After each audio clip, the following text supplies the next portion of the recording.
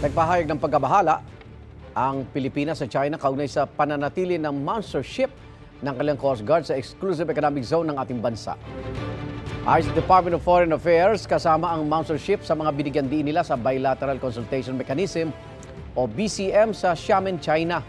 Giit ng DFA, malinaw at walang pagbabago sa posisyon ng Pilipinas. Una na naghain ng diplomatic protest ang DFA dahil sa pananatili ng monster ship at iba pang mga barko ng China sa loob ng exclusive economic zone ng Pilipinas.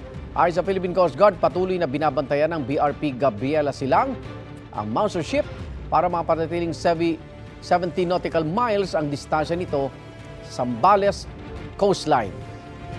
Sabi naman ng Chinese Foreign Ministry, naghain din sila ng protesta dahil sa panghihimasok at panguudyok umano ng Pilipinas. Sang-ayon daw sila sa dialogo at konsultasyon sa BCM.